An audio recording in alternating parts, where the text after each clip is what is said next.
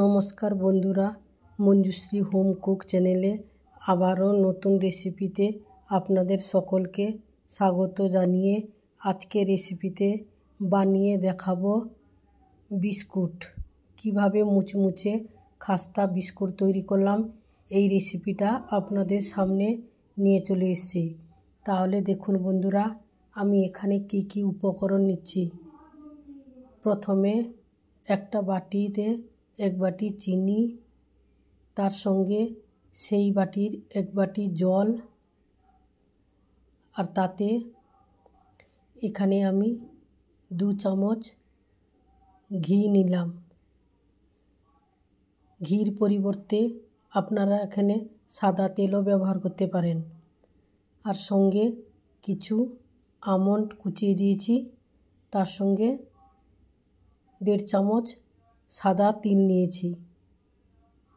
এই সমস্ত উপকরণ একটা চামচের সাহায্যে ভালো করে মিশিয়ে নিব, কারণ এখানে চিনিটা আছে, তাই চিনিটাকে এখানে চামচ দিয়ে আমি পুরোটা মিশিয়ে নিব। চিনির মধ্যে যেন একটুও দানা না থাকে। এইভাবে আস্তে আস্তে করে একটা চামচের সাহায্যে আমি মিশিয়ে নিব।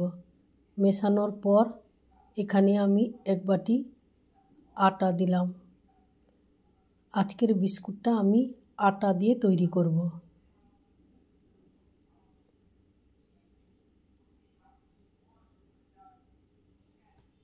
আটাটাকে ভালো করে আমি গুলিয়ে নিব। এখানে আমি 2 চামচ সুজি দিলাম। তারপর এখানে মিক্স করে গেছি 2 চামচ আমি এখানে গুঁড়ো দুধ ব্যবহার করেছি। এরপর আমি হাত দিয়ে ভালো করে মিশ্রণটা মাখিয়ে নিব। আবারও অল্প একটু আটা দিয়ে ভালো করে আমি আবারও একটা ডো তৈরি করব। এখানে আমি 1.5 বাটি আটা দিয়ে বিস্কুটগুলো তৈরি করেছি।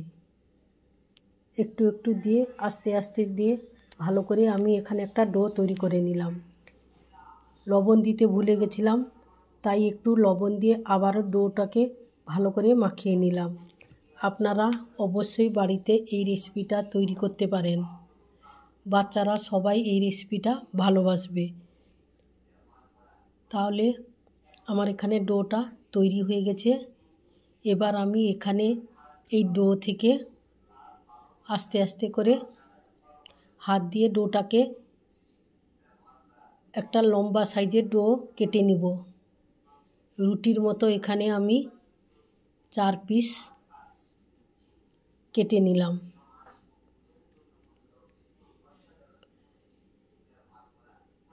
যেসব বন্ধুরা এখনও চ্যানেলটিকে সাবস্ক্রাইব করেননি, অবশ্যই আপনারা চ্যানেলটিকে সাবস্ক্রাইব করে পাশে থাকা বেল আইকনটি প্রেস করে দিবেন। তারপর আমি একটা প্লেটে হাতের সাহায্যে একটু লম্বালম্বি করে নিয়ে একটা ছুরি দিয়ে আস্তে আস্তে আমি এইভাবে পিস পিস করে কেটে নিলাম। মাঝখানে হাত দেওয়া দরকার নেই, সাইড দিয়ে আস্তে আস্তে করে ভালো করে চেপে দিতে হবে। তারপর আর একটা ডো ছিল, সেটা আমি হাতের সাহায্যে গোল গোল করে এইভাবে আমি তৈরি করে নিব। একটা ছুরির সাহায্যে কেটেছি, আর আমি হাত দিয়ে তৈরি করে নিলাম। তারপর ওই যে বিস্কুটগুলো ভাজবো তার মধ্যে একটা করে আমন্ড বাদাম দিয়ে দিলাম। দিলে এটা যখন বিস্কুটের সঙ্গে ভাজা হবে খেতেও খুব ক্রিস্পি হবে এবং খুব টেস্টফুল হবে। তাহলে এখানে আমার সবগুলো তৈরি করা হয়ে গেছে। উপর থেকে একটু আমি সাদা তিল ছড়িয়ে দিলাম।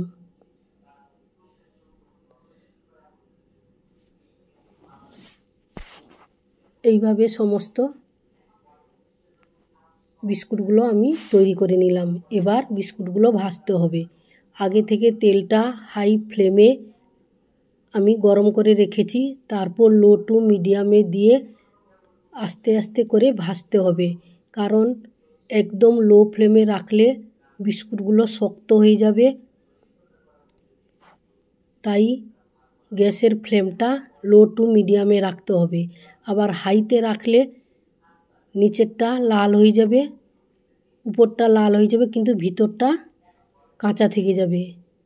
তাই একটা চামচের সাহায্যে আমি আস্তে আস্তে করে এইভাবে ধৈর্য নিয়ে উল্টে পাল্টে নিতে হবে। এই রেসিপিটা যদি আমার ভালো লাগে তাহলে আপনারা অবশ্যই লাইক, কমেন্ট, শেয়ার, সাবস্ক্রাইব করতে ভুলবেন না। অবশ্যই পাশে থাকবেন। আর রেসিপিটা কেমন লাগলো একটা কমেন্ট বক্সে কমেন্ট করবেন। আপনাদের একটা কমেন্ট, একটা লাইক আমাদের ভিডিও বানাতে অনেক অনুপ্রেরণা যোগায়। তাই বন্ধুরা অবশ্যই আপনারা একটা কমেন্ট বক্সে কমেন্ট করবেন কেমন হয়েছে রেসিপিটা। আস্তে আস্তে করে খুব ধৈর্য ধরে বিস্কুটগুলো ভাজতে হবে। ঘরের তৈরি বিস্কুট একটা আলাদা মজার ব্যাপার।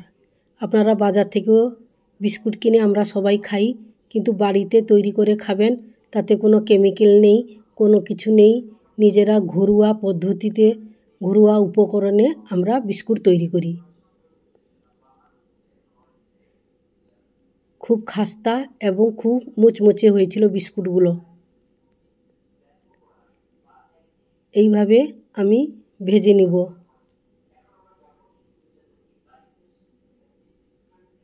আমার রেসিপিটা যদি আপনাদের ভালো লাগে তাহলে আপনারা বাড়িতে অবশ্যই ট্রাই করবেন। এবার এইগুলো আস্তে আস্তে করে আমি তুলে নিব। দিয়ে আবারও যে বাকি কিছু থেকে গেছিলো ওগুলো একটা কড়াইতে দিয়ে আবারও সেই সেম প্রসেসে আমি আস্তে আস্তে করে ভেজে নিব। তাহলে বন্ধুরা আজ আসছি, নমস্কার। আবারও আপনাদের সঙ্গে অন্য কোনো দিন অন্য কোনো রেসিপিতে দেখা